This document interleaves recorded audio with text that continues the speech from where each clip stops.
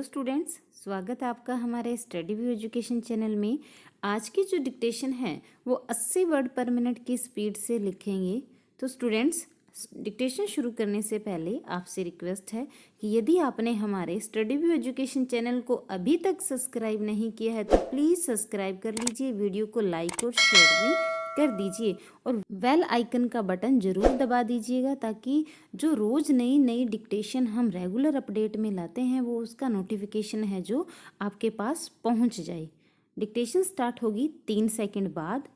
Ready, start.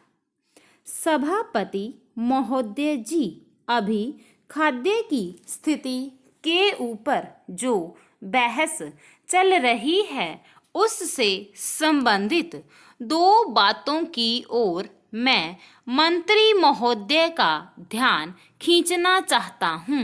अभी हाल ही में मैं अपने ज़िले में गया था। यद्यपि चारों ओर इस बात का बहुत शोर है कि इस बार बहुत अच्छी फसल हुई है, लेकिन हमारे ज़िले में वर्षा बहुत देर से होने के कारण वहाँ पर फसल बहुत थोड़ी हुई है। इसलिए अगला जो साल आ रहा है उसमें वहाँ पर खाने पीने की दिक्कत रहेगी। मंत्री जी इसके लिए तैयार रहें और वहाँ पर जो सहायता की ज़रूरत हो, जो अन्न की ज़रूरत हो, मंत्री महोदय उसका उपाय करें। एक दूसरी बात की ओर भी मैं मंत्री जी का ध्यान आकर्षित करना चाहता हूँ। अभी गेहूं की बुवाई का समय है। केंद्र सरकार की तरफ से कहा जाता है कि हमने बीज का प्रबंध कर दिया है। जहाँ तक मैं अपने ज़िले के लोगों से बात कर पाया, सबने यह बताया कि उनको यह परेशानी है कि उनको गेहूं का बीज बिल्कुल नहीं मिल रहा है और इसलिए इन बातों की ओर मंत्री जी का ध्यान खींचना चाहता हूँ। जहाँ तक खाद्य स्थिति का सवाल है, आज भी इस संबंध में स्थिति बहुत अच्छी नहीं है। खाने पीने का सवाल ही किसी देश या व्यक्ति के लिए पहली चिंता का विषय होता है।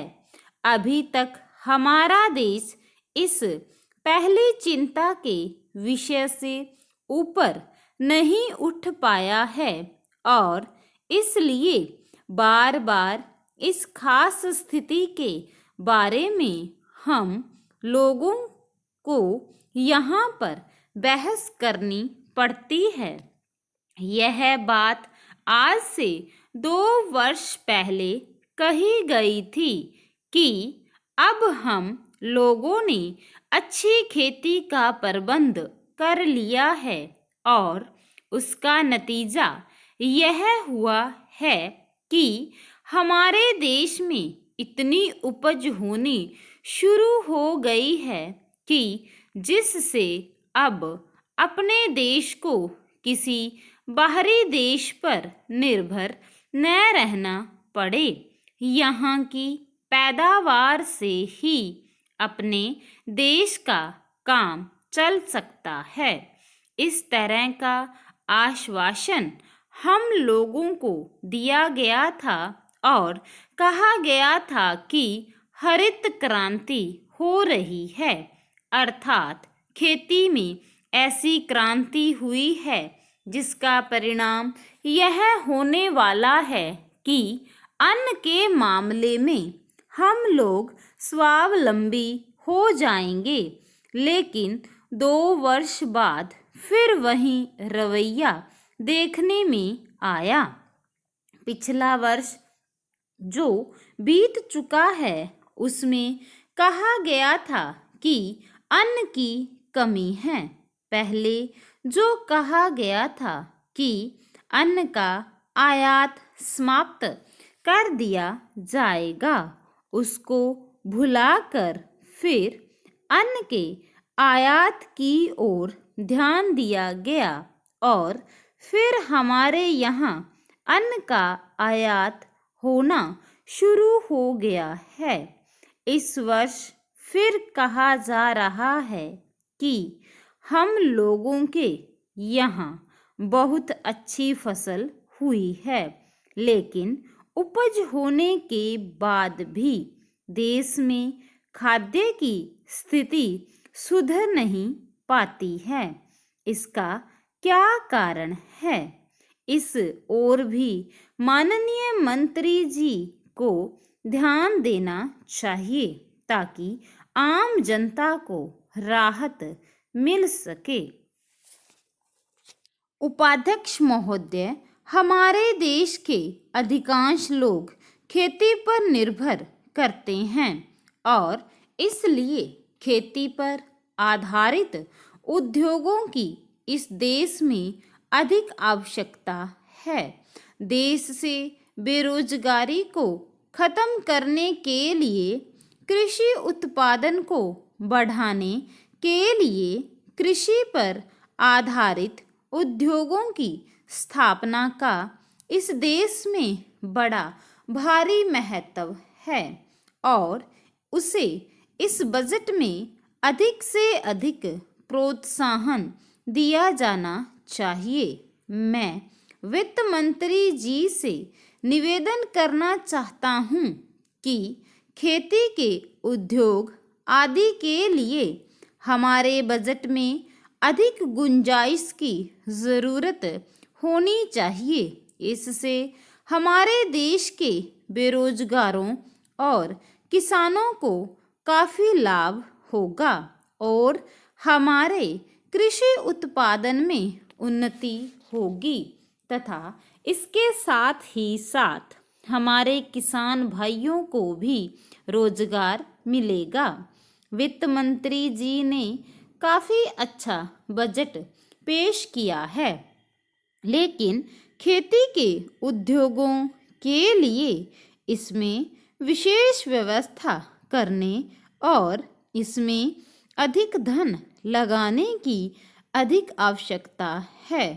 इस योजना में हमारी प्रधानमंत्री द्वारा जो 20 सूत्री कार्यक्रम इस देश में चालू किया गया है, उससे हमारे गरीब और पिछड़े वर्ग के लोगों का काफ़ी हित हो सकता है। मैं निवेदन करता हूँ कि कमज़ोर वर्ग के लोगों के लिए पशुओं को खरीदने तथा आवास और दूसरी आवश्यकताओं के लिए धन की व्यवस्था की जाए। आज यह कार्यक्रम हमारे देश में बड़े जोर से और बड़ी जिम्मेदारी से लागू किया जा रहा है। इसमें संदेह नहीं है कि इससे हमारे देश के गरीब लोगों को काफ़ी लाभ पहुँचेगा। हमारे देश में मध्य प्रदेश काफ़ी पिछड़ा हुआ है।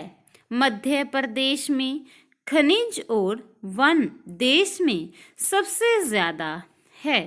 हमारे मध्य प्रदेश में 20% खनिज उत्पादन है और 30% वन है।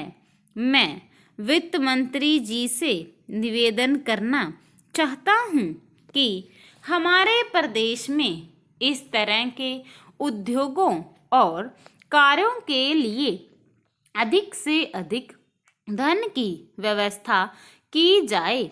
एक दृष्टि से मध्य प्रदेश सबसे आगे है, लेकिन फिर भी यह अन्य राज्यों में पिछड़ा हुआ है। यहाँ से 1000 टन कोयला प्रतिदिन देश भर में जाता है। मैं निवेदन करूँगा कि कोयले की खानों के पास ताप बिजली घर बनाए जाएं ताकि हमारे प्रदेश की आवश्यकता को भी पूरा किया जा सके और देश को सस्ते दामों पर बिजली मिल सके। महोदय, सिंचाई के लिए भी हमारे प्रदेश को अधिक धन दिया जाना चाहिए।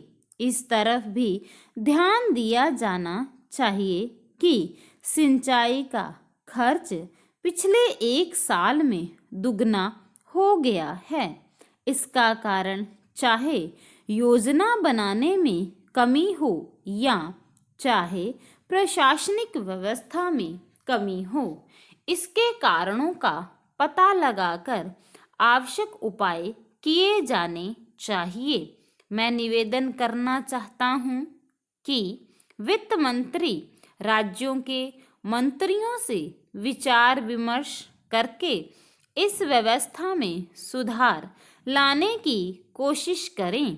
हमारे देश में विकास कार्यों को आगे बढ़ाने के लिए शांति और व्यवस्था की बहुत आवश्यकता है। इससे देश की आत्मनिर्भरता बढ़ेगी। स्टॉप।